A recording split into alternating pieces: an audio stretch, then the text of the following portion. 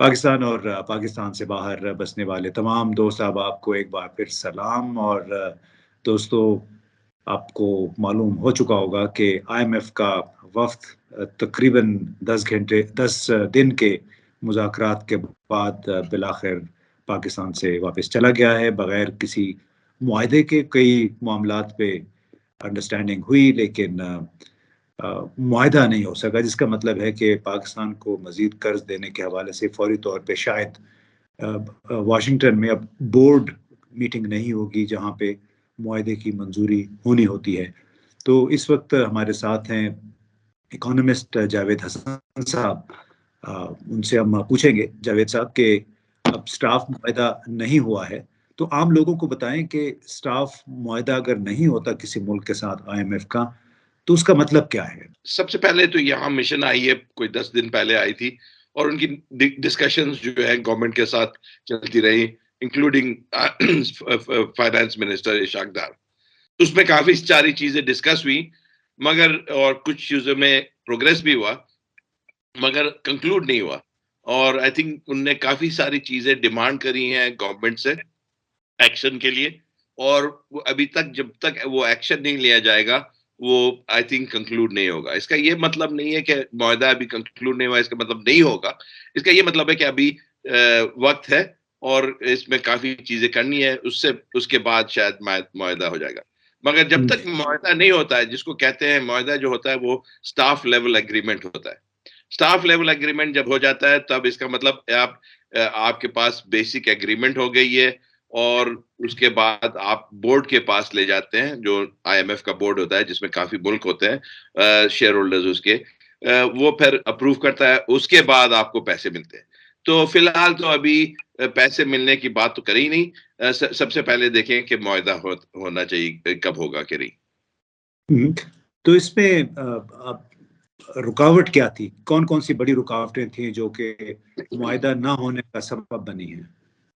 I think رکاوٹیں یہ ہیں کہ کافی چیزیں جو ہیں وہ امپلیمنٹ کرنی ہے۔ گورنمنٹ نے آئی تھنک ہر بات مان لی ہے ایز ان پرنسپل، جو ان کی آئی ایم ایف کی ڈیمانڈ تھی جہاں تک مجھے پتا ہے، جیسے ٹیرفس الیکٹریسٹی پر بڑھانا، وہ گورنمنٹ نے مان لی۔ پہلے تو کہہ رہے تھے ہرگز نہیں کریں گے۔ اگر جیسے انہوں نے کہا کہ جو ٹیکسز لگانی ہے وہ ڈیوریبل لاسٹنگ ٹیکسز ہوں، یہ نہیں ہو کہ one off flood related taxes ہوں، وہ بھی آئی تھنک گورنمنٹ نے مان لی ہے۔ آئی تھنک انہوں نے جو سبسڈیز ہے ایکسپورٹ سیکٹر پر اور ٹیوب ویلز پر الیکٹریسٹی ٹیرفس کو، وہ جو سبسڈی ہے اس کو ہٹانے کے لیے مان لی ہے۔ ان نے آئی تھنک اور بھی کافی شرائط ہیں جو مانی ہے، مگر وہ اس دفعہ جو ہے، اس لیے کہ پاکستان کی اب کریڈیبلٹی کم ہو گئی ہے، تو وہ اتھارٹیز کی بات ماننے پر نہیں ایکسپٹ کرتے ہیں۔ وہ چاہتے ہیں کہ آپ پہلے امپلیمنٹ کریں، ذرا سا دکھائیں ایکشن، پھر وہ سٹاف لیول ایگریمنٹ ہوگا۔ تو اس مرتبہ جو بات چیت ہوئی ہے تو اس کا فوکس کیا تھا؟ کیونکہ جو عام تاثر یہ بنتا ہے کہ مزید ٹیکس لگانے کی بات کرتے ہیں تو اس سے عام لوگوں کے پہ زندگی پہ بڑا اثر پڑے گا۔ تو یہاں اس ملک کی جو اشرافیہ ہے، سول ملٹری، اس کے حوالے سے بھی کوئی بات ہوئی؟ اس کی بھی کوئی مراعات ہیں کیا زیر بحث آئی ہیں؟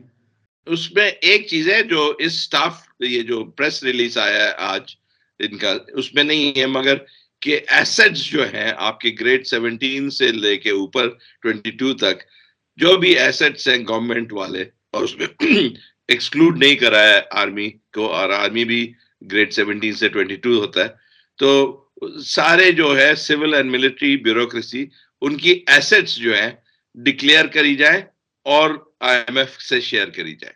یہ ایک بہت بڑی شرائط ہے۔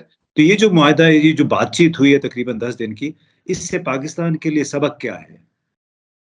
اس سے سبق بڑا سمپل ہے کہ آپ جو ایگری کرتے ہیں کسی میں، اس لیے کہ یہ ساری چیزیں جو پہلے ایگریڈ تھی، ایسی بات نہیں ہے کہ یہ نئے ٹرمز اور کنڈیشنز ہیں جو آئی ایم ایف، یہ 7th and 8th ریویو میں ریٹریٹ ہوئی تھی، کافی سارے پہلے بھی تھی، جو ہمارا یہ جو پروگرام چل رہا ہے آئی ایم ایف کے ساتھ ایکسٹینڈڈ فنڈ فیسلٹی کا، مگر یہ تھا کہ ہم لوگ بات تو مان لیتے ہیں جب پیسے لینے ہوتے ہیں، اس کے بعد ہٹ جاتے ہیں۔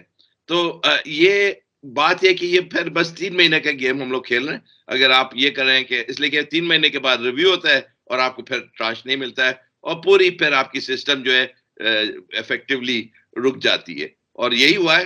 اب آپ کے ریزروز بھی کم ہو گئے ہیں. اگر یہ پہلے ہی کر لیتے ہیں ہم لوگ ساری چیز جو, بلکہ ہم لوگ کو مارکیٹ بیس ایکسچینج ریٹ تھا, اچھا خاصا چل رہا تھا مارکیٹ بیس ایکسچینج ریٹ. یہ تو پی ٹی آئی کے وقت سے یہ پروگرام چل رہا ہے. انہوں نے مارکیٹ بیس ایکسچینج ریٹ امپلیمنٹ کرا تھا. یہ تو ریسنٹلی ڈار صاحب نے آ کے اس کو ڈسٹرب کرا. اب یہ کیا فائدہ ہوا؟ آپ نے 4 مہینہ برباد کرے, اس کے اور اوپر سے کریڈیبلٹی اپنی لوز کری. اوپر سے یہ ہوا کہ آپ کو ریزرو جو ہیں جو کوئی 9 بلین سے 8.5 بلین سے 3 بلین سے نیچے ہو گئے. تو آئی تھنک یہ ہم لوگ کو سبق سیکھنا چاہیے کہ اگر کوئی معاہدہ کریں تو اس پر قائل رہے. تو یہ بتائیں کہ اس میں اس تازہ ترین بات چیت سے, اور اللہ کرے پاکستان کو پیسے مل بھی جائیں تاکہ مزید دوسرے ملکوں سے بھی پیسے ملنے کے کچھ امکانات پیدا ہو جائیں, تو کیا آپ سمجھتے ہیں کہ یہ نظام باقاعدہ ایک سٹرائک تھی, ایک اس کا فوکس جو تھا وہ پاکستان کا ایلیٹسٹ ماڈل آف گورننس ہے کہ جو 1-2% اشرافیہ ہے سول ملٹری, وہ آج تک ریفارم یا اصلاحات سے گریز کرتے رہے ہیں. تو آپ سمجھتے ہیں کہ ان اصلاحات کی طرف ابھی کوئی ہم موو کریں گے؟ آئی تھنک یہ گریجول موو ہے اسی طرف. یہ ٹائٹننگ شروع ہو گئی ہے.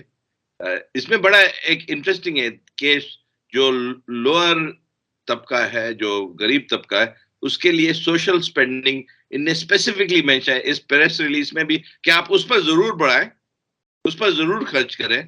اس پر جو ٹارگیٹ سبسڈیز ہیں اس پر آپ اگر ایکسٹرا سپینڈنگ کرتے ہیں, نہ جیسے فلڈ ریلیف پر آپ ایکسٹرا سپینڈنگ کرتے ہیں ریہیبلیٹیشن پر, اس پر ہم لوگ ہیلپ کریں گے. اس پر آپ کو ریلیف بھی